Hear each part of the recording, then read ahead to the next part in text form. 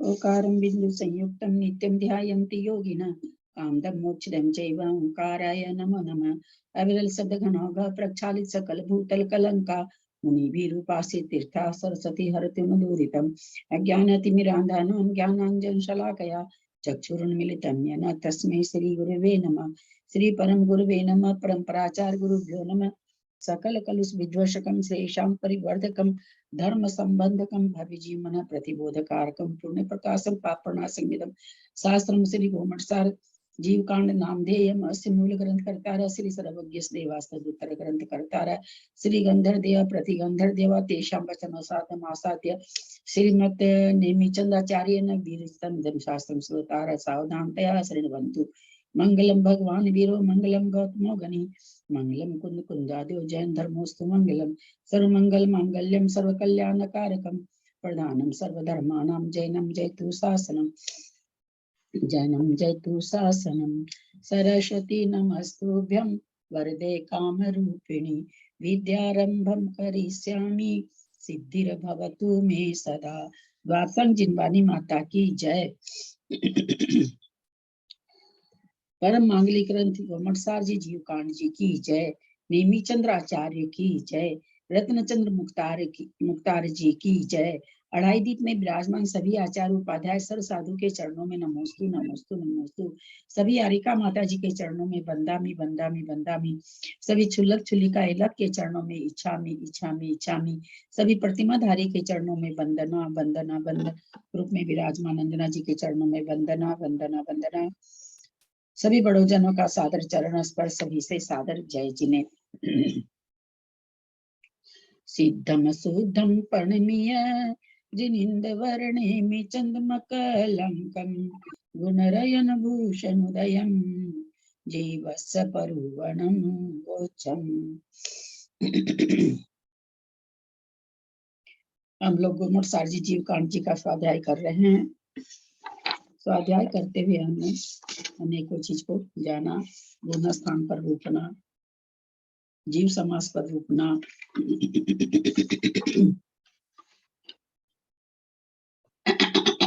पर्याप्ति पर रूपना, उसके अंदर जीव समास पर रूपना में अवगाहना, योनिय स्थान पे चीज का हमने जाना। कुलों को जाना, जीव समासों को जाना, प्राण संज्ञा आदि जाना, मार्गना अधिकार में सामान्य से सभी मार्गना की परिभाषा को जाना। अब हम लोग गति मार्गना भी मार्गना अलग अलग, अब एक एक मार्गना का विवेचन शुरू हो गया है। गति मार्गना हम लोग की हो गई थी। इंद्रिय मार्गना में ही सामान्य से कथन हो गया था। गाथा नंबर 166।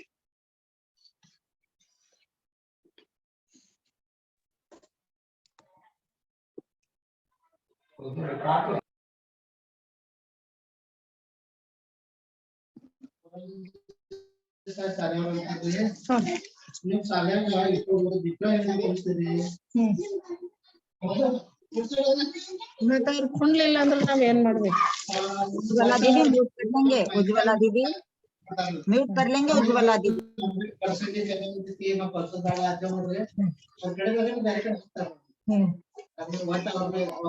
उज्ज्वला दीदी म्यूट कर लेंगे। उज्ज्वला दीदी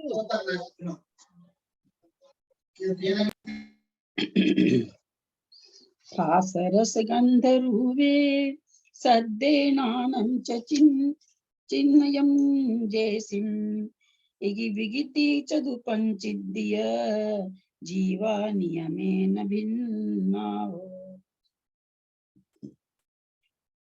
रस गंधर्वे सद्देनानं य चिन्मयं जयसिं इगि विगिति चदुपंचिद्य जीवा 2 3 4 5 6 7 8 9 10 11 दी तक आएगा। खास रस गंधर्वे सद्देनानं च चिन्मयं जयसिं इगि विगिति च पंचन्द्रिय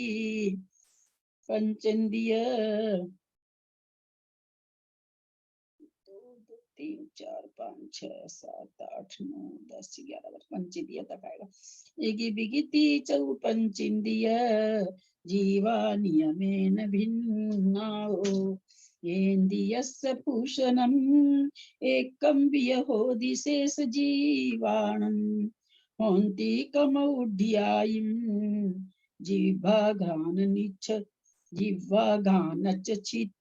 छिस्सोतायिम् इन्द्रियस्य भूषणम् एकं वियहोदि शेष जीवाणम् होन्ति कमौढ्यायिं जिह्वाघानच्चिसोतायिम्।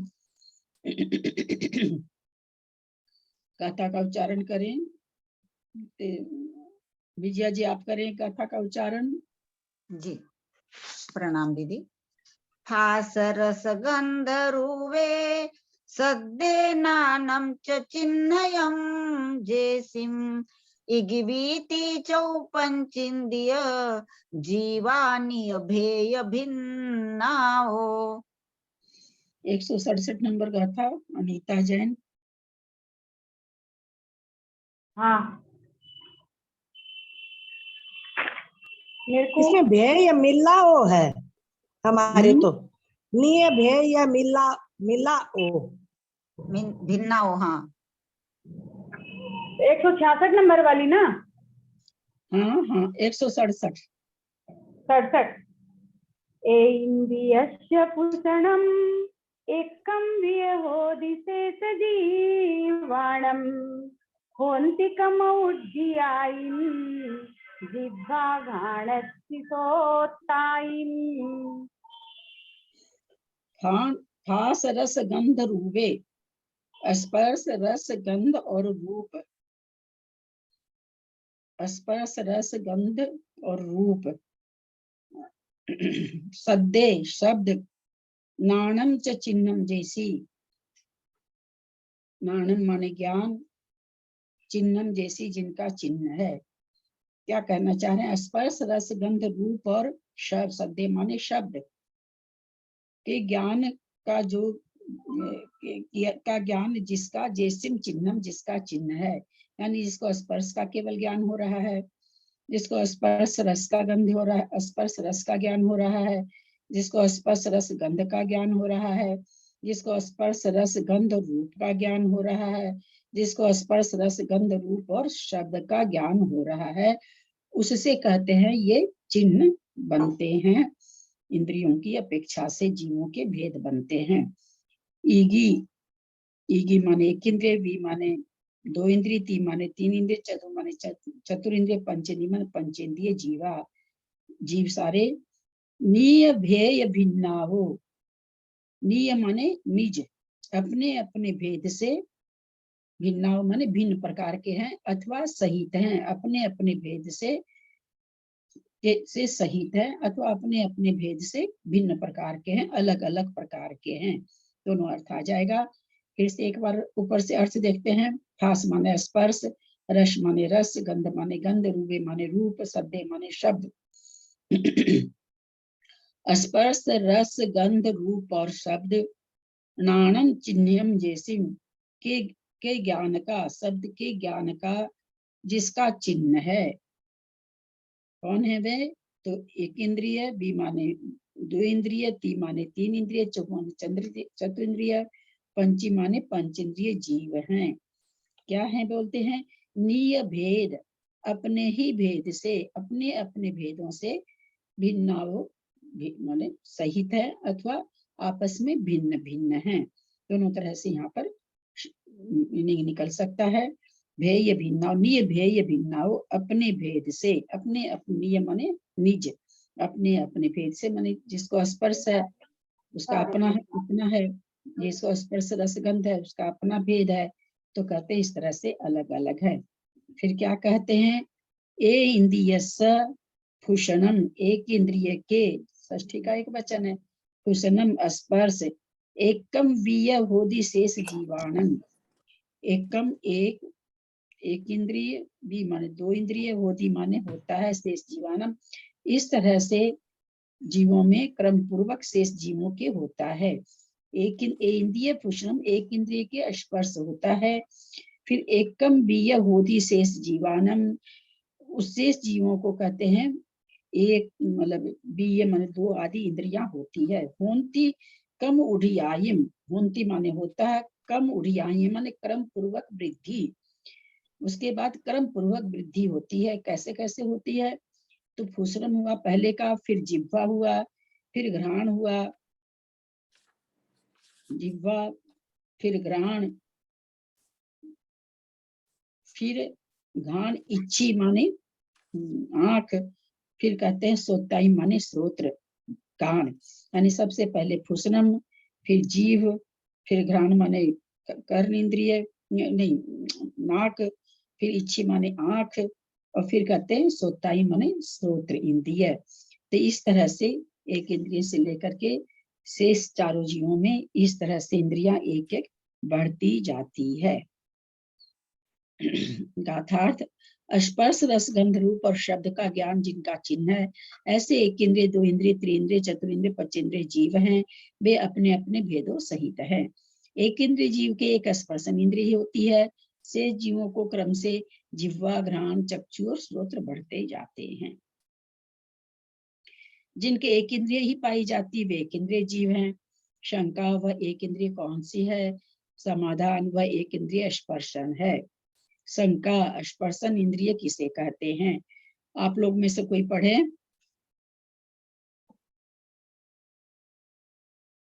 दीदी हम पढ़े? हाँ पढ़िए ना। दीदी गाथा नंबर कौन सी है? 166-67। स्पर्शन इंद्रिय किसे कहते हैं, इसका समाधान कर रहे हैं। वीर्यांतराय और स्पर्शनेन्द्रियावरण कर्म के क्षयोपशम से तथा अंगोपांग नाम कर्म के उदय रूप आलंबन से जिसके द्वारा आत्मा पदार्थों को स्पर्श करता है, अर्थात पदार्थगत स्पर्श गुण की मुख्यता से जानता है, वह स्पर्शन इंद्रिय है। स्पर्शन इंद्रिय का यह लक्षण करण कारक की अपेक्षा से है। इंद्रिय की स्वतंत्र विवक्षा में कर्तृ साधन भी होता है। जैसे वीर्यांतराय कर्म के क्षयोपशमादि पूर्वोक्त कारणों के रहने पर जो स्पर्श करती है उसे स्पर्शन इंद्रिय कहते हैं। स्पर्शन इंद्रिय का यह लक्षण करण कारक की अपेक्षा से है। करण इंद्रिय, स्पर्शन इंद्रिय से हम स्पर्श कर पाते हैं। करण तृतीया है, तो तृतीया कारक में से है, तो हम, और से कौन सा? सहित वाला से है, तो कहते हैं कि स्पर्श इंद्रिय से जो उससे हम स्पर्श जान पाते हैं। तो जो कहते हैं स्पर्शन इंद्रिय का जो लक्षण हम बता रहे हैं इंद्रियों का, ये करण कारक से बता रहे हैं। जिस इंद्रिय के द्वारा जो किया जाता है उस कारक से संबंधित होने से उसका लक्षण बता रहे हैं। तो सबसे पहले स्पर्शन इंद्रिय का लक्षण क्या बताया? स्पर्श करना। तो स्पर्श करना मतलब करण कारक है। ये इंद्रिय के द्वारा, इंद्रियों से स्पर्श किया जाता है, तो करण कारक हो गया। इंद्रिय की स्वतंत्र विवक्षा में कर्तृ साधन भी होता है। जैसे आज स्पर्श को कौन जान सकता है? तो स्पर्शन इंद्रिय ही जान सकती है, तो ये कर्ता हो गई। तो कहते हैं कर्ता स्वतंत्र, क्योंकि स्पर्श को केवल ठंडा गर्म आदि स्पर्श को केवल स्पर्शन इंद्रिय ही जान सकती है। ये स्वतंत्र है अपने विषय में, और कोई इंद्रिय इसमें हस्तक्षेप नहीं कर सकती है। तो इस कारण से भी कहते कर्तृ साधन से भी इसको जाना जाता है और करण साधन से भी जाना जाता है। इसके द्वारा स्पर्श किया जाता है, स्पर्श का ज्ञान होता है। तो यहाँ पर करण कारक हो गया। और स्पर्शन इंद्रिय स्पर्श को जानती है। ये वाक्य जब हुआ, ये कर्तृ रूप साधन से हो गया। इस तरह से 2 तरह के कारक लगा करके इंद्रियों का यहाँ पर बता रहे हैं। जैसे वीर्यांतराय कर्म के क्षयोपशमादि पूर्वक कारणों के रहने पर जो स्पर्श करती है, कर्ता हो गया, जो स्पर्श करती है कर्तृ साधन हो गया, उसे स्पर्शन इंद्रिय कहते हैं। तो उससे जाना जाता है, करण हो गया। और जो स्पर्श करती है, यहाँ कर्ता हो गया। दोनों कारक समझ में आए होंगे आप लोग को। नहीं समझ में आए होंगे आप लोग पुनः पूछ सकते हैं। मतलब कर्ता तो संज्ञा हो गई ना, हाँ, और वो करण क्रिया हो गई। नहीं, नहीं, करण साधन हो गया, साधन हो गया। हाँ, साधन हो साधन गया। हाँ। ठीक। हाँ, पढ़े दीदी। एक मिनट भाभी, एक मिनट जरा मुझे पूछना था। जैसे ना आज सुबह आया था आपसे अंगोपांग नाम कर्म का उदय में सहनन की बात हुई थी कि एक इंद्रिय को सहनन नहीं होता। तो अगर अंगोपांग, तो अच्छा आपने बताया था कि सहनन का और अंगोपांग का कोई संबंध नहीं है, सहनन होता ही नहीं है। तो जैसे इसमें अंगोपांग है तो सहनन नहीं है उनको, जैसे कि है ना वीरेंद्राय और स्पर्श इंद्रिया वर्ण के क्षयोपशम से तथा अंगोपांग नाम कर्म से उदरूप आलंबन से जिसके द्वारा आत्मा पदार्थों को स्पर्श करता है अर्थात पदार्थगत स्पर्श गुण की मुख्यता से जानता है, वह स्पर्शन इंद्रिय है। तो इसमें जो अंगोपांग नाम कर्म का उदय आया, तो एक इंद्रिय में अंगोपांग नाम कर्म का उदय होता है। यहाँ पर इंद्रियों को घटा करके वो अंगोपांग ये कर दिए। इंद्री अंग स्पर्शन इंद्री को, एक इंद्री को यहाँ पर एक इंद्री रूप जो अंग ये कर दिया उन्होंने कि एक इंद्री को भी उन्होंने अंगोपांग ले लिया है। उसके द्वारा आत्मा पदार्थों को स्पर्श करता है स्पर्शन इंद्री के द्वारा। तो यहाँ पर इसलिए उसको अंगोपांग ले लिया। वैसे एक इंद्री में अंगोपांग हो ही नहीं सकता, उनके हाथ पैर थोड़ी होते हैं। हाँ, यही मैं पूछना चाह रही थी। चलिए। शंका, स्पर्शन इंद्रिय अच्छा का से ले विषय लिया क्या दीदी, है? समझ में नहीं क्या बताया अभी आपने। वो सुबह प्रश्न आया था ना अंगोपांग और सहनन का। हाँ हाँ हाँ, तो आप लोगों ने नहीं अभी क्या बताया आपने। हाँ, सुना था सुबह। तो वही वो यहाँ पर कह रहे हैं कि यहाँ पर जो समाधान में दे दिए ना, ब्रियांतराय कर्म स्पर्शन इंद्रिय वरण कर्म के क्षयोपशम से तथा अंगोपांग नाम कर्म के उदय से उदय रूप आलंबन से जिसके द्वारा आत्मा पदार्थों को स्पर्श करता है अर्थात पदार्थ गत स्पर्श उनकी मुख्यता से जानता है, वह स्पर्शन इंद्रिय है। तो इनका कहना है कि अंगोपांग तो एक इंद्रिय में सुबह आया था कि नहीं होता है। यहाँ पर हाथ जो अंगोपांग कहा जाता है, भाई 2 पैर 2 हाथ ललाट नाक कान मूसिका बात प्राय करके इस तरह से 8 अंग और कितना उपांग मुझे याद नहीं आ रहा, उतने उपांग होते हैं। तो यहाँ स्पर्शन इंद्रिय के लिए वहां पर सुबह आ गया था कि एक इंद्रिय को नहीं होता है। यहाँ पर ये कहाँ घटा रहे हैं क्षयोपशम। स्पर्शन इंद्रिय में क्षयोपशम है ना, कोई किसी को तो बहुत सब्जी पूरी जल जाती है तब पता चलता है कि सब्जी जली है, और किसी की सब्जी सटती भी नहीं है उसके पहले उसको गंध आ जाती है, अरे ये लगता सब्जी जलने वाली है। किसी का दूध का टोपिया पूरा जल जाता है फिर भी पता नहीं चलता कि दूध जला, और किसी को पड़ोस में भी दूध उठना हो तो पता चल जाता। तो क्षयोपशम तो है ही ना। इन्होंने स्पर्शन इंद्रिय को अंगोपांग में घटा दिया। वैसे एक इंद्रिय जीव को जब हम खोजने चलेंगे तो वहां उनके अंगोपांग नहीं घटेगा, ये बता रहे हैं। शंका, ठीक है दीदी। स्पर्शन इंद्रिय का विषय क्या है? तो समाधान, स्पर्शन इंद्रिय का विषय स्पर्श है। शंका, स्पर्श का क्या अर्थ है? समाधान, जिस समय द्रव्यार्थिक नय की प्रधानता से वस्तु ही विवक्षित होती है उस समय इंद्रिय के द्वारा वस्तु का ही ग्रहण होता है, क्योंकि वस्तु को छोड़कर स्पर्शादिक धर्म पाए नहीं जाते। इसलिए इस विवक्षा में जो स्पर्श किया जाता है उसे स्पर्श कहते हैं और वह स्पर्श वस्तु रूप ही पड़ता है। तथा जिस समय पर्यायार्थिक नय की प्रधानता से पर्याय विवक्षित होती है उस समय पर्याय का द्रव्य से भेद होने के कारण उदासीन रूप से अवस्थित भाव का कथन किया जाता है। अतः स्पर्श में भाव साधन भी बन जाता है, जैसे स्पर्शन ही स्पर्श है। जिस समय द्रव्यार्थिक नय की प्रधानता से वस्तु ही विवक्षित होती है, द्रव्यार्थिक नय में वस्तु होनी चाहिए, तो कहते हैं उस समय इंद्रियों द्वारा वस्तु का ही ग्रहण होता है। जो स्पर्श हो रहा है तो किसी न किसी चीज का हमारे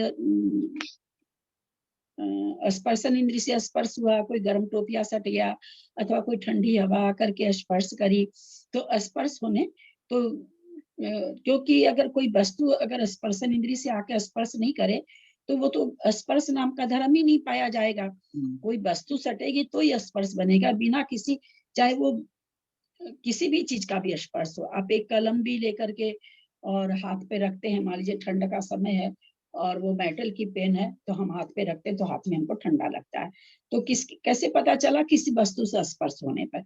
यानी ये कहना चाहते हैं कि बिना वस्तु के स्पर्श किए बिना ये स्पर्श आदि में यहाँ पर सारे धर्म आ जाएंगे घ्राण चक्षु सारी चीज इसमें आ रही, इसलिए आदि के लगा हुआ है। इसलिए इस विवक्षा में जो स्पर्श किया जाता है उसे स्पर्श कहते हैं, और वह स्पर्श वस्तु रूप ही पड़ता है। यहाँ तक तो हो गया। तथा जिस समय पर्यायर्थिक नय की प्रधानता से पर्याय विवक्षित होती है, उस समय पर्याय का द्रव्य से भेद होने के कारण उदासीन रूप से अवस्थित भाव का कथन किया जाता है, अतः स्पर्श में भाव साधन भी बन जाता है। किसी चीज को हमने स्पर्श किया, स्पर्श करते ही हमें ठंडा गर्म जो भी पता चला, फिर हमको वो न ठंडा लगती है न गर्म लगती है।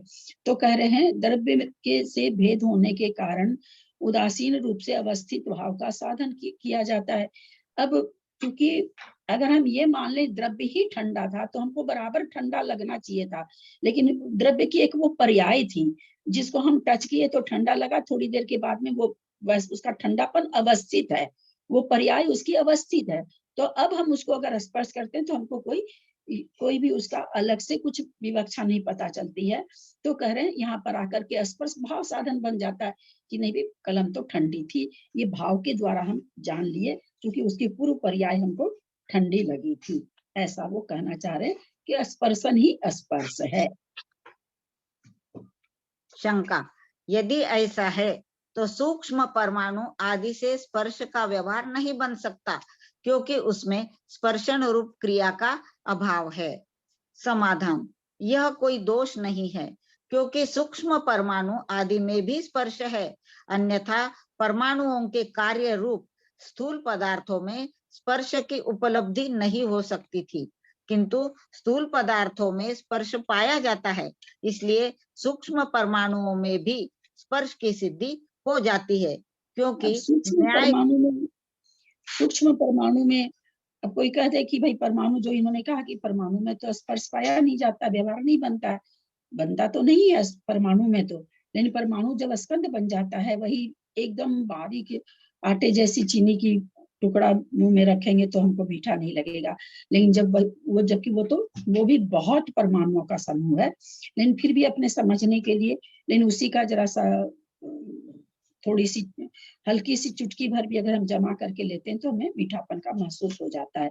तो वो ये कहना चाह रहे हैं कि इससे जाना जाता है कि जो पाउडर था वो भी मीठा था, उस पाउडर की हमने गोली बना ली चीनी की पाउडर की और वो मीठी लगी, तो इससे बोला वो ये प्रमाणिक हो गई कि जो पाउडर था वो मीठा था, तभी तो उसको हमने इकट्ठा किया तो वो मीठा लग रहा है।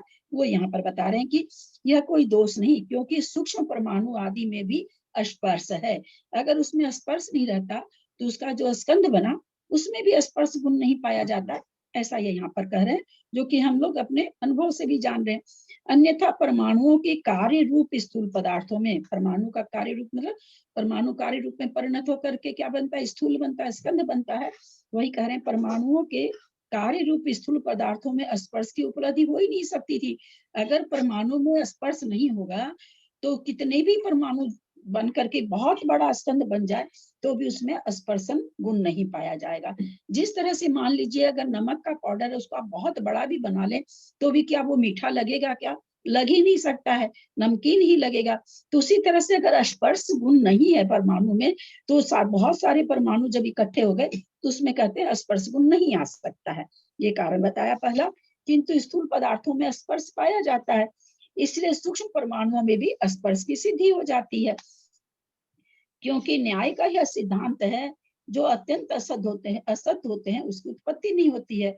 ये न्याय जैसे गधे के सिंह है ना, जब हम लोग सर्वासिद्धि पढ़ रहे थे तो याद होगा आप लोग को, ये आया था आकाश में फूल, ये क्या है, न्याय से इसे कहते हैं, इसकी अत्यंत सिद्धि है, किसी काल में न हुए हैं न होंगे और न हैं, इसलिए इसकी अत्यंत सिद्धि है। तो न्याय क्या कहता है कि जो वस्तु की अत्यंत सिद्धि है, अत्यंत असत है, जो मतलब किसी हाल में भी कि किसी से मिलके उसकी उत्पत्ति मान ली जाए, या किसी परमाणुओं के इकट्ठे होने से उसकी उत्पत्ति मान ले, या किसी कोई बहुत केवल ज्ञानी है जिनमें बहुत सारा तपस्वी हैं जिनमें तप की रिद्धि है, तप की रिद्धि से वो कोई असत चीज को उत्पन्न करके दिखा दें, नहीं, कैसे भी जिसकी सिद्धि नहीं हो सकती है।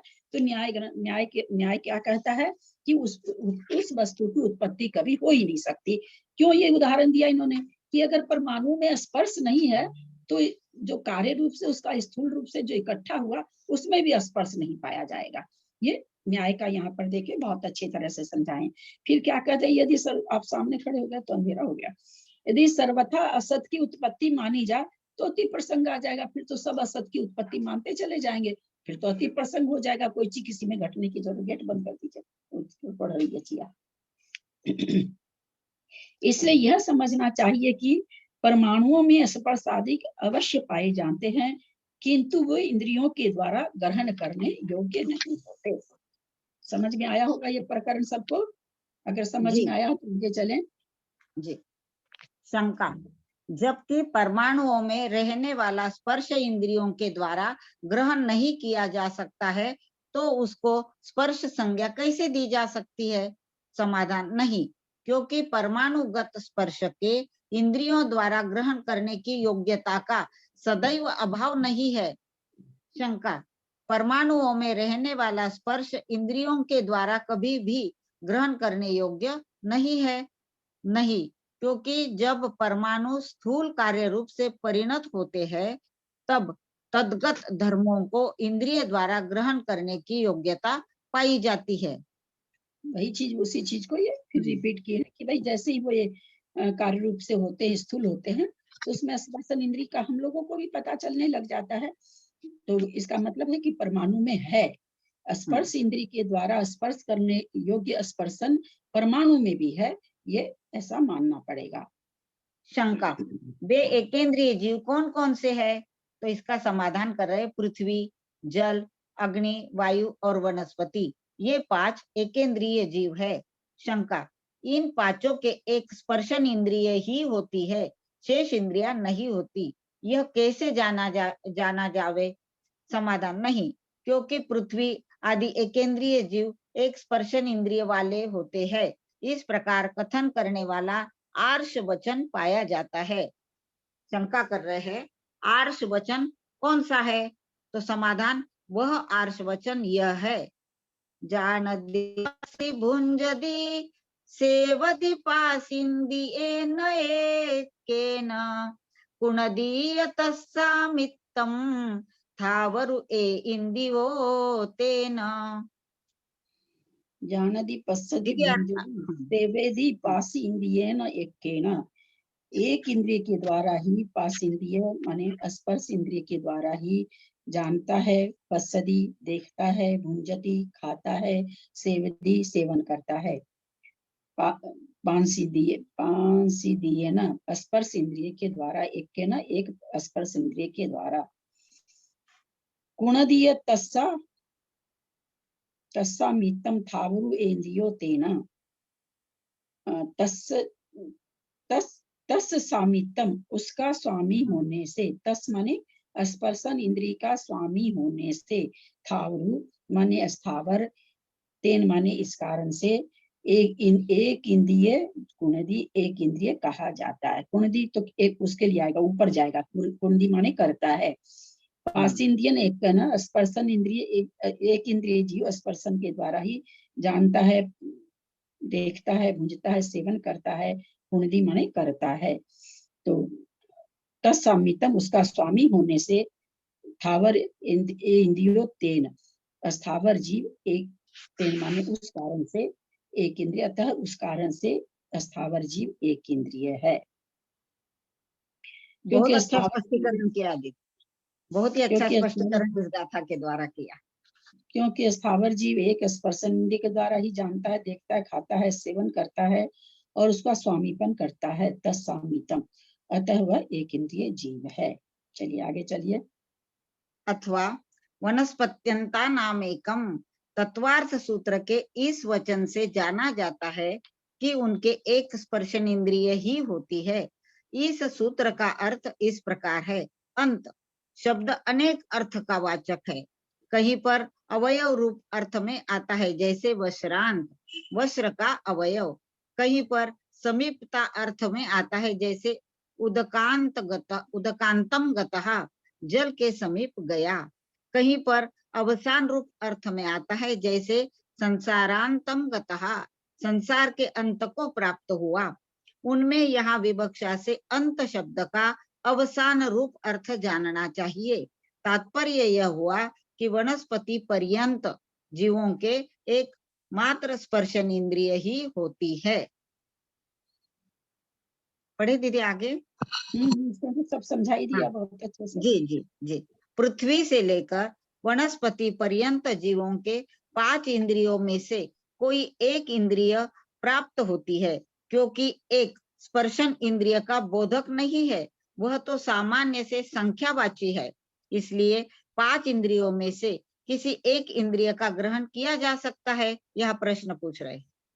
समाधान, यह कोई दोष नहीं है, क्योंकि यहाँ एक शब्द प्राथम्यवाची है, अतः उससे स्पर्शन रसन घ्राण चक्षु श्रोत्राणि इस सूत्र में आई हुई सबसे प्रथम स्पर्शन इंद्रिय का ही ग्रहण होता है।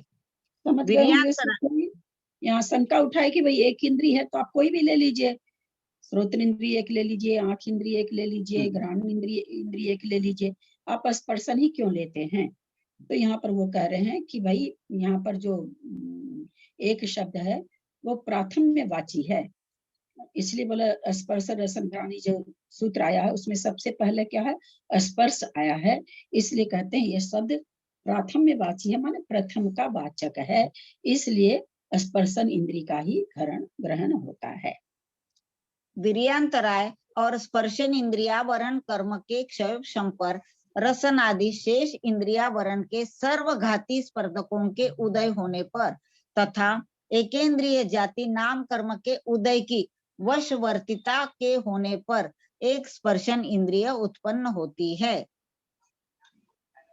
एकेंद्रिय जीव के एक स्पर्शन इंद्रिय, द्विइंद्रिय जीव के स्पर्शन और रसना ये 2 इंद्रिया, त्रिइंद्रिय जीव के स्पर्शन रसना घ्राण ये 3 इंद्रिया, चतुरिंद्रिय जीव के स्पर्शन रसना घ्राण और चक्षु ये 4 इंद्रिया तथा पंचेंद्रिय जीव के स्पर्शन रसना घ्राण चक्षु और श्रोत्र ये 5 इंद्रिया होती है। एक एक इंद्रिय का बढ़ता हुआ क्रम जिन इंद्रियों का पाया जावे, ऐसी एक एक इंद्रिय के बढ़ते हुए क्रम रूप 5 इंद्रिया होती है, जिनके बोल दीजिए एक ही पंक्ति है। जिनके 2 इंद्रिया होती है वे 2 इंद्रिय जीव शंख शुक्ति और कृमि आदि द्विइंद्रिय जीव है। कहा भी है वीर्यांतराय कर्म स्पर्शन इंद्रिय वरण कर्म के क्षयोपशम पर रसना आदि शेष इंद्रिया वरण के सर्वघाती स्पर्धकों के उदय होने पर तथा एकेंद्रिय जाति नाम कर्म के उदय के वशवर्तिता के होने पर एक स्पर्शन इंद्रिय उत्पन्न होती है। एक इंद्रिय जीव है, उसके स्पर्शन इंद्रिय का क्षयोपशम है, वीर्यांतराय कर्म का क्षयोपशम तो लगाना ही पड़ेगा सब में ही, और बाकी इंद्रियां संबंधी का आवरण के सर्वघाती का स्पर्धक का उदय है, इसलिए उसको और इंद्रिया वाला हो ही नहीं सकता है। यद्यपि उसके सत्ता में सब कुछ बैठा है, लेकिन कैसे स्पर्धकों का उदय है? सर्वघाती स्पर्धकों का उदय है, इसलिए बाकी इंद्रियों का ज्ञान उसको हो नहीं रहा है। यहाँ तो ये एक इंद्रिय है, कोई 2 इंद्रिय जीव है, कोई 3 इंद्रिय जीव है। मान लीजिए कोई ऐसा जीव है जिसको रसना से कुछ भी नहीं पता चलता है, नमक खा रहे हैं कि मीठा खा रहे हैं कि तीता खा रहे हैं कि फीका खा रहे हैं कि ठंडा आइसक्रीम खा रहे हैं कि गरम गरम चाय पी रहे हैं, ऐसा कुछ भी रसना से अगर पता नहीं चलता है तो यद्यपि उसको इंद्रियां तो 2 हो गई, पर वहां पर वीर्यांतराय कर्म का भी क्षयोपशम नहीं के बराबर है और तत् संबंधी इंद्रियों का भी क्षयोपशम के सर्वघाती स्पर्धकों का ही उदय है। यद्यपि वो 2 इंद्रिय है, लेकिन इंद्रियां होते हुए भी, उसी को क्षयोपशम कहते हैं ना, कि वो चीज हमारे पास होते हुए भी उसका हमको लाभ कितना मिलता है ना, लब्धि उपयोग भाव इंद्रिया, तो लब्धि रूप से तो मिल गई हमको, इंद्रियां मिल गई सब, लेकिन क्षयोपशम अलग अलग है। कोई ऐसी इंद्रिय जिसका क्षयोपशम बिल्कुल चला जाए, मान लीजिए कान से सुनना बिल्कुल ही खत्म हो जाए, तो क्या हो जाएगा, उसका सर्वघातीय स्पर्धकों का उदय बन जाएगा। तो यहाँ पर ये चीज हमको ध्यान रखना कि इंद्रियां होने से कुछ नहीं होगा, वो तो क्या है, द्रव्य इंद्रिय है, उसकी रचना बन गई। हालांकि जब तक उसकी रचना नहीं बनेगी अपने स्थान पर, अपने प्रमाण की जितनी बड़ी नहीं बनेगी, तब तक तो भाव इंद्री तो होने की है ही नहीं। पहले द्रव्य इंद्री की ही रचना होगी, लेकिन भाव इंद्री, फिर उसके बाद लब्धि उपयोग हो। अगर उपयोग होता है तो भाव इंद्री है। लब्धि उपयोगों से हमको क्या पता चलता है, लब्धि रूप से तो हो गई इंद्रियां, अब उपयोग रूप से होनी चाहिए, तब भाव इंद्री घटेगी। अब उपयोग नहीं हो पा रहा क्योंकि हमारा उसमें क्षय उपशम बिल्कुल भी बन ही नहीं रहा है। तो वहां पर भाव इंद्री का, जैसे 13वें गुण स्थान में इंद्रियां भी है, तो आंख से अंधे थोड़ी हो गए, कान से बहरे थोड़ी हो गए। इंद्रियां भी अपनी जगह है, मन भी अपना जगह अपनी जगह है, पांचों इंद्रियां भी हैं, पंचेंद्रिय संगी कहला रहे हैं, लेकिन भाव इंद्री वहां नहीं है, भाव इंद्री का वहां काम नहीं है। तो वहां पर कोई क्षय उपशम की जरूरत नहीं रह गई, उनका तो पूर्ण ज्ञान हो गया, तो वहां क्षय उपशम की जरूरत नहीं रह गई।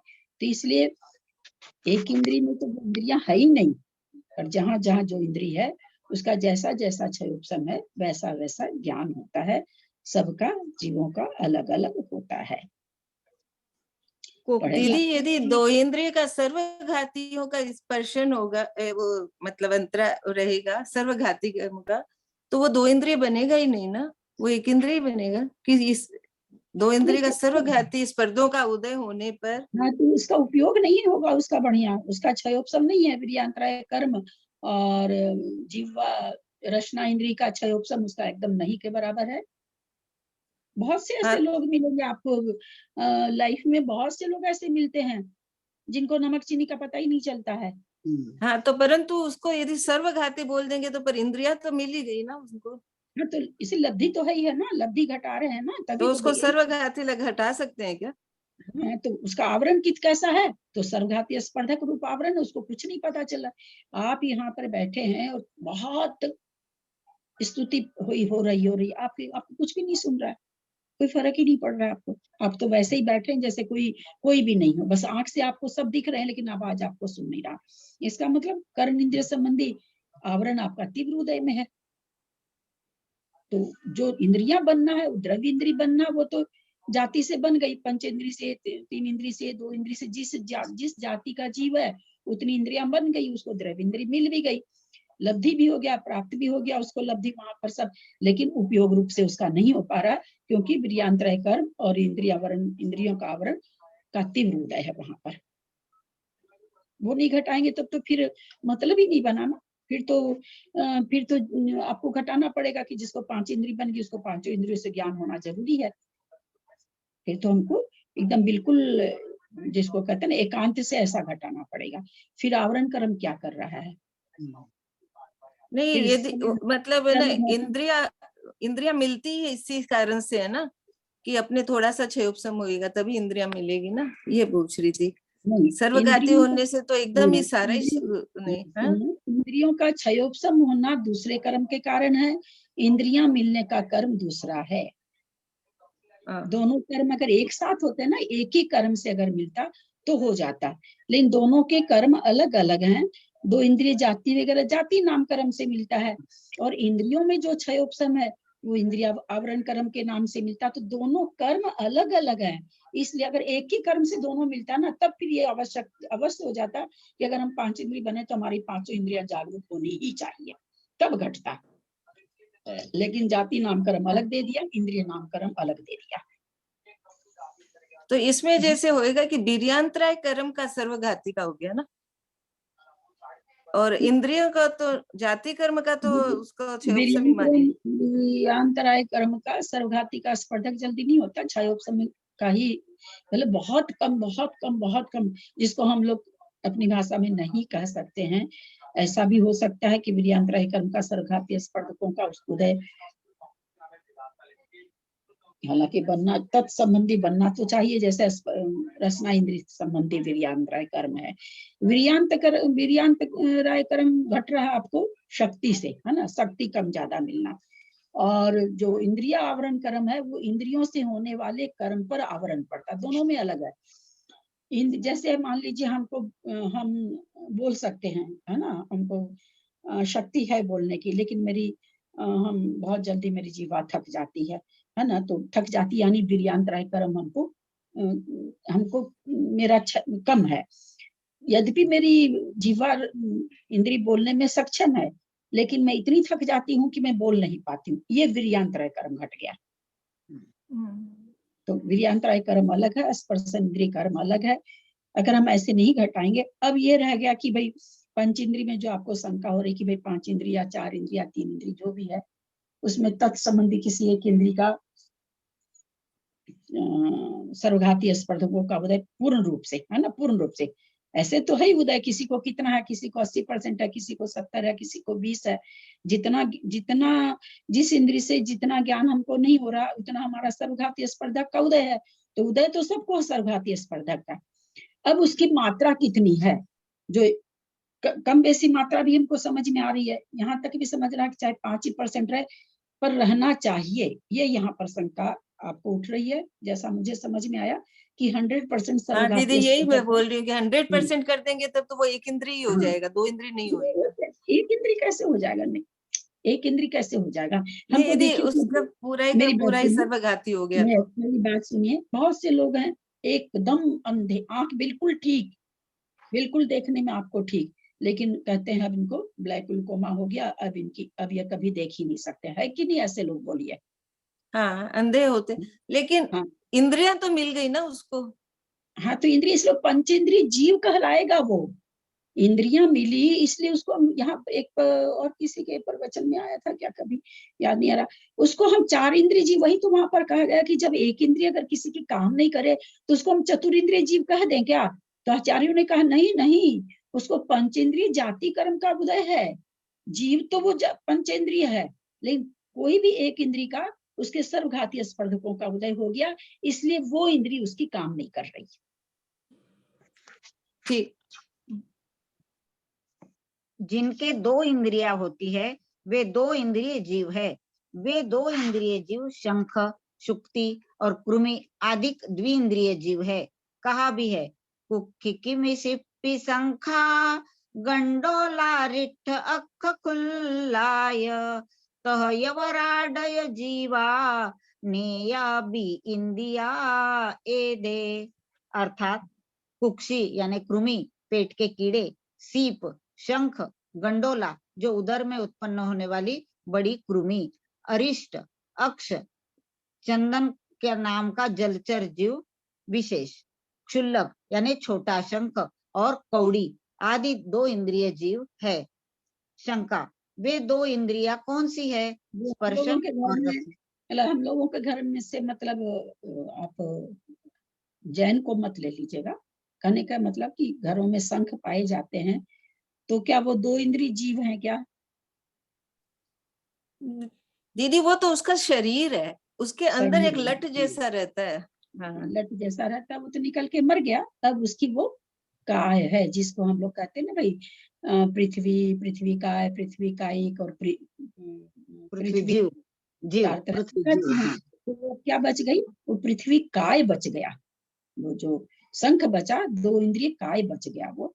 अब उसमें जीव नहीं है, वो 2 इंद्रिय जीव भी नहीं है, 2 इंद्रिय भी नहीं है, और वो उस सबसे रही, तो उसका केवल शरीर है। पर दीदी वो एक तरह से वो ना, मतलब है तो नहीं छूने लायक, मतलब वैसे तो वो शरीर ही हो गया ना उसका। हाँ, हड्डी हो गई, हड्डी जैसी हो गई ना तो चीज। हम लोग अपने जैन धर्म में कहाँ जैन धर्म में तो उसको नहीं छू, उसको पवित्र नहीं मानते। बाकी नेमिनाथ में बजाया था ना शंख। नहीं वो तो नेमिनाथ किया में। होगा, लेकिन पवित्र चीज थोड़ी मानेंगे उसको। और महाराज जी लोग भी कहीं बजाते ही हैं शंख। हाँ, नहीं बजाते हैं। मैं वही अभी कहने जा रही थी कि देखिए, एक इंद्रिय में खास करके ये चीज नहीं चलती है। अब पूछिए क्यों? वनस्पति ला के सुखा के, क्या क्या फली और क्या क्या हम लोग सुखा के रखते हैं, तो सोचा जाए तो वो भी स्पर्श के लायक नहीं है। वही अभी बताने ही जा रहे थे कि तब तक पर ये मैं तो 2 इंद्रिय है ना जीजी। हाँ, ये 2 इंद्रिय है, लेकिन 2 इंद्रिय जीव जो है, जीव का वो घर है, हम ये समझाना चाह रहे हैं। जीव उसमें बिल्कुल अलग रहता है, वो निकल जाता है उसमें। जीव एक चीज होता है ना कि ऐसे इसको किसके उदाहरण से समझे हम लोग? पर उसको वो शंख को वो बनाता खुद ही है, अपने मुंह की राल निकाल निकाल के। ये तो मुझे नहीं पता, बनाता होगा जो भी है तो शरीर ही, लेकिन अब दो इंद्री में तो महाराज तो नहीं छूते, महाराज तो नहीं छूते शिव को। है भाभी, हाँ? महाराज तो शिव छूते हैं, देखा शंख नहीं है। बजाते, महाराज नहीं बजाते, कोई भी महाराज शंख छूता नहीं है। महाराज तो फिर किस लिए छूने जाएंगे, महाराज को तो नहीं। वैसे ही उसे क्रिया किस लिए से रही तो वो थोड़ी करेंगे आरंभ किसी चीज का। लेकिन हाँ, शंख बहुत जगह चलता है। अब वैसे तो फिर अगर हम लोग इसको मानने चले हैं तो फिर तो अपने लोग को मोती वगैरह भी पहन के भगवान की पूजा नहीं करनी चाहिए, वो भी किसी का शरीर ही है हाँ, कि? मोती को भी उतना पवित्र कई लोग नहीं मानते कि मोती को। चाहे हीरा हो, चाहे मानक हो, चाहे पन्ना हो, सबकी एक ही चीज है, सब एक ही तरह से निकलते हैं नहीं, ना मानक पन्ना वगैरह तो भूमि से निकलता है, एक इंद्रिय जीव का समझ लीजिए हो गया। पर ये कोड़ी वगैरह होती है ना, कोड़ी, ये शंख वगैरह, ये 2 इंद्रिय जीव के है शरीर। पता नहीं हम लोग अभी कहाँ गए थे, भुवनेश्वर में कहाँ गए थे, वो तो सारा तरह का रत्न ले रखा था एक डलिया में, जीव कैसे कैसे जीवों को ले रखा था। हम तो खैर नहीं देखे थे, पीठ कर लिए थे, लेकिन वो उसी में से निकाल निकाल के कितनी तरह के रत्न दिए हैं, जिसको हम लोग क्या समझते हैं कि पृथ्वी से निकले हैं। वो सारे रत्न, हम तो बाद में वो रत्न देखे लोगों के हाथ में जब हाँ। चला, तो सारी तरह के रत्न थे उसमें, सब मानक पन्ना सब थे।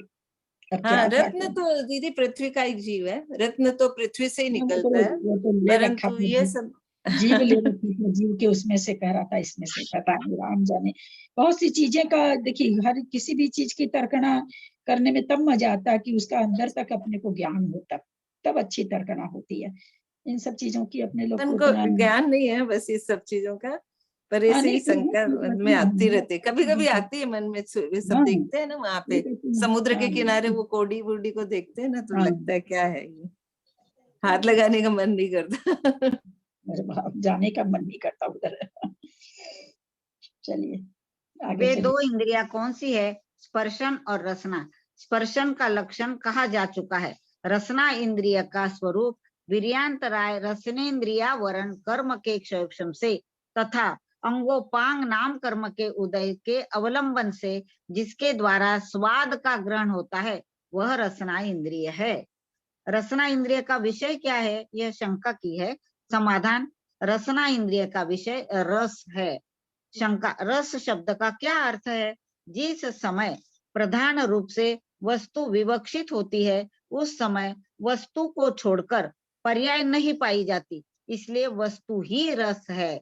इस विवक्षा में रस के कर्म साधनपना है, जैसे जो चखा जाए वह रस है, तथा जिस समय प्रधान रूप से पर्याय विवक्षित होती है, उस समय द्रव्य से पर्याय का भेद बन जाता है। अतः जो उदासीन रूप से अवस्थित भाव है, उसी का कथन किया जाता है। इस प्रकार रस के भाव साधनपना भी बन जाता है, जैसे आस्वादन में आने रूप क्रिया धर्म को रस कहते हैं। अब हमको बताइए कि कोई हम लोग में से कोई लेडी जैसे कहती कि भाई हमारे तो कोई फर्क नहीं पड़ता है, नमक हो चाहे नहीं हो, या मीठे में मीठा हो चाहे नहीं हो। इसका एक ही कारण हो सकता है कि 2 कारण हो सकता है? ये 2 कारण होंगे, एक तो त्याग की दृष्टि से, और दूसरा उसकी रचना इंद्रिय के 6 उपसम भी कम है। समी नहीं है। हाँ, 2 कारण हो सकते हैं ना। कोई कोई बहुत बोलते हुए देखे जाते, हमारे तो कोई फर्क नहीं पड़ता है, हमको तो पता ही नहीं चलता मीठा था कि नहीं था।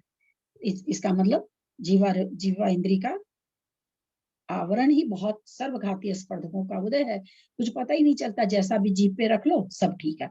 एक होते हैं भैया अपने को तो इतना फर्क नहीं पड़ता, नमक रहता तो भी हम तो खाना खा लेते हैं, कम रहता तो भी खा लेते, नहीं रहता तो भी हम खा लेते, हमको तो लगता है भाई पेट भरना हम भर लेते हैं। यद्यपि दोनों ही कर रहे हैं, पर एक के तो कर्म कट रहे हैं और एक के तो आवरण पर आवरण आ रहा है, इतना अंतर है दोनों में। दीदी यहाँ पे रचना इंद्रिय के बाद में ब्रैकेट में मति ज्ञानावरण लिखा हुआ है। हाँ, तो तो मति ज्ञान आवरण का भी इसमें, रसनी इंद्रिय में आप चाय पी के बोले हाँ, आपको 5 चाय की इंद्रिया, रुचि मति थी। ज्ञान में 5 इंद्रियां आ गई, हाँ, तो उसी का ही हो गया इसलिए। हाँ? क्योंकि जब हम चाय पिए हमको थोड़ी कम लगी चीनी, ये कौन जाना, ज्ञान जाना ना, ये ज्ञान। जीवा कहते हैं ना, हाँ, जैसे पैर में कांटा लगता है तो पैर थोड़ी जानता कि मेरे को कांटा लगा है, दिमाग जानता है।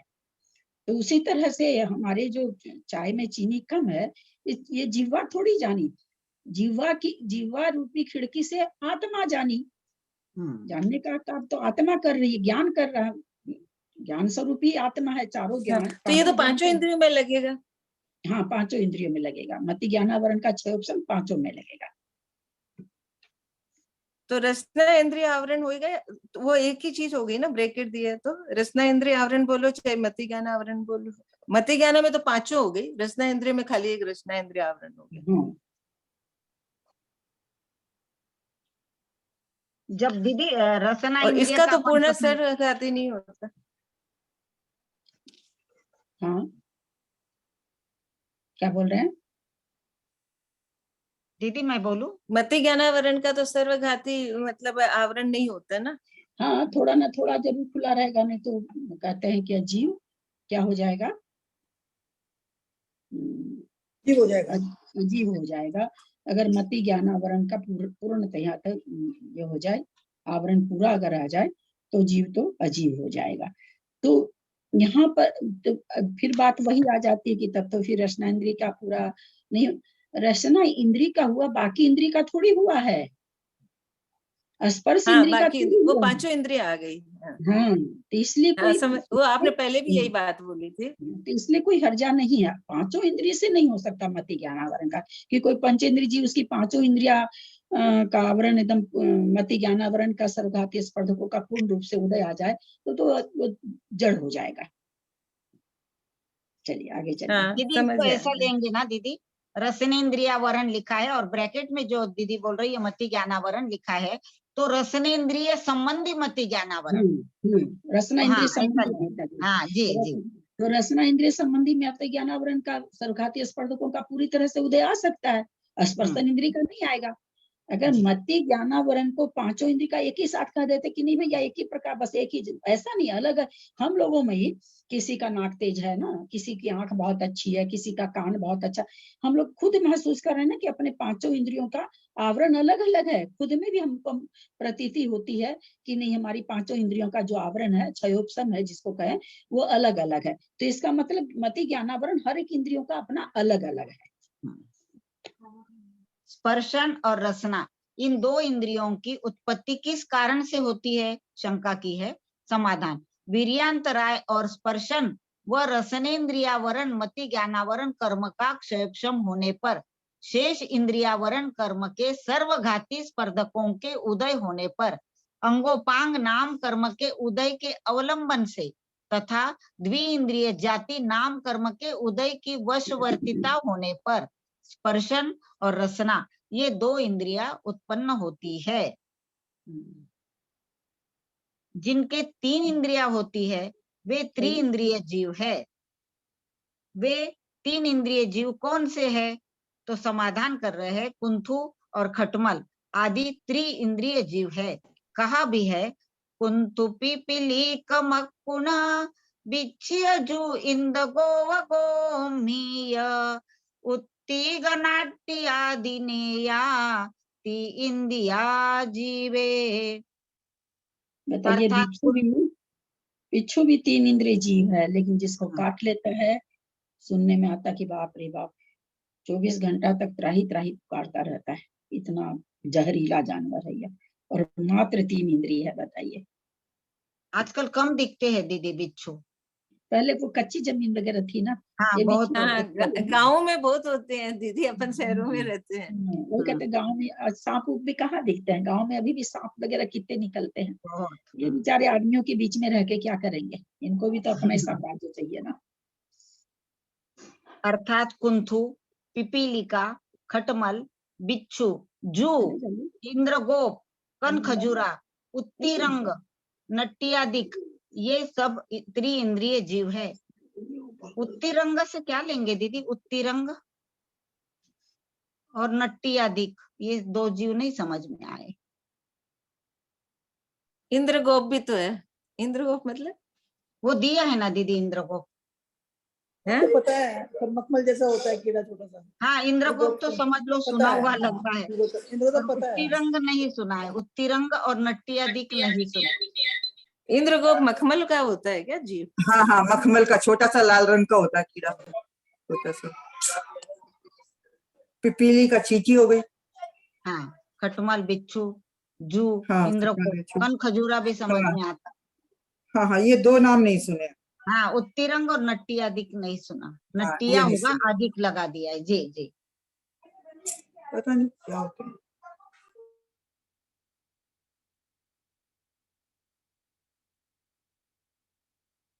दीदी है, दीदी शायद कुछ बात कर रहे हैं।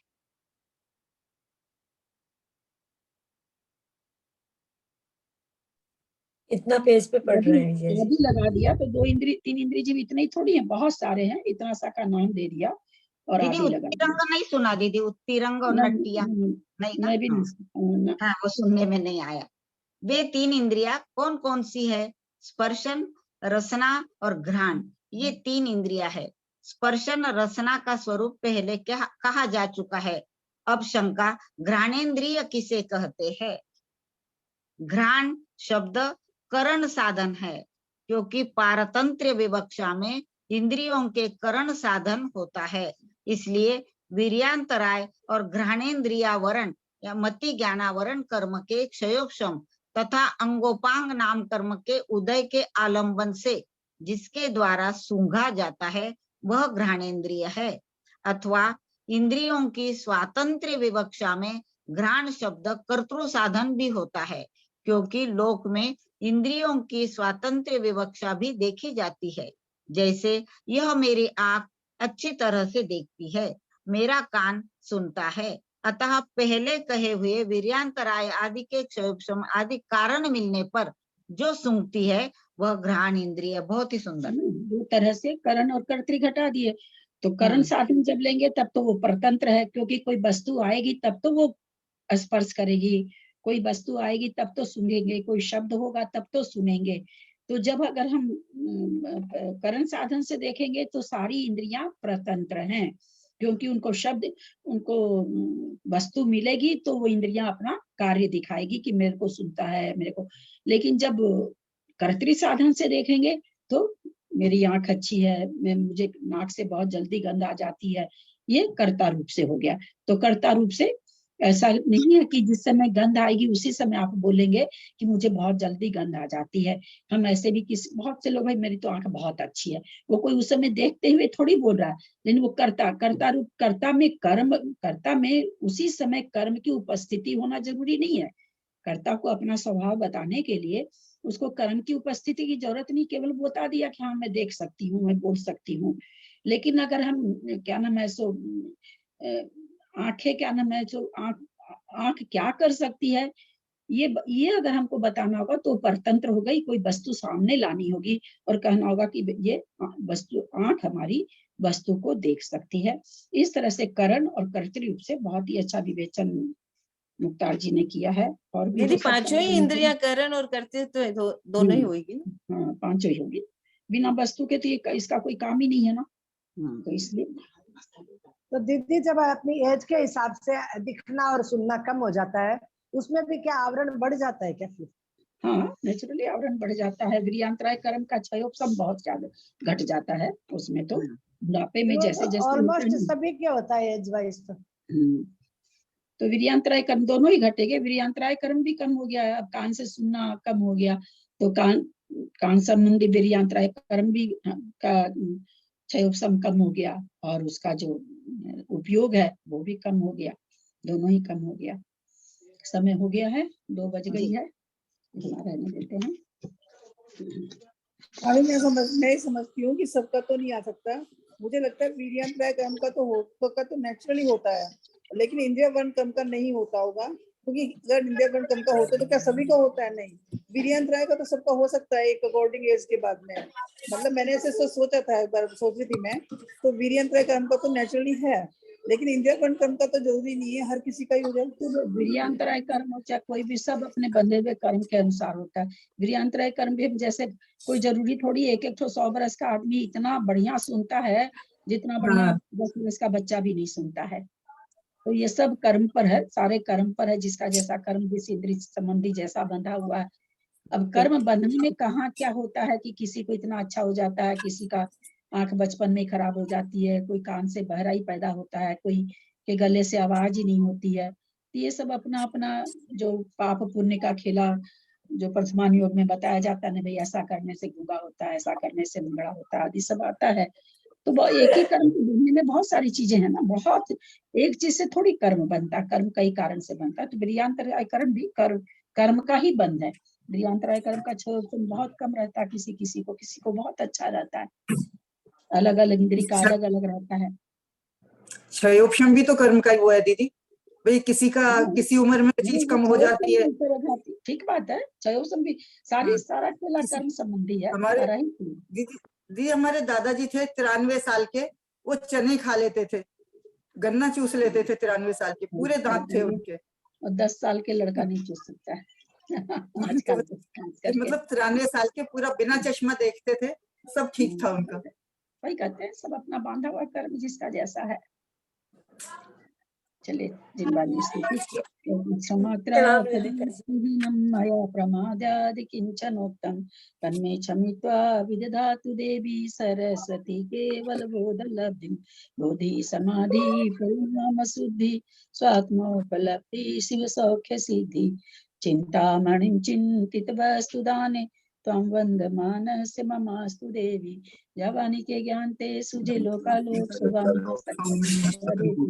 हो जिनवानी बात दिन में जो तेरा शरण हमारे सिर पावे सच्चन देव भजु अरहंत को बनते विमोहन दया ब्रह्मता देव संग जिनवानी माता की जय। 9 बार।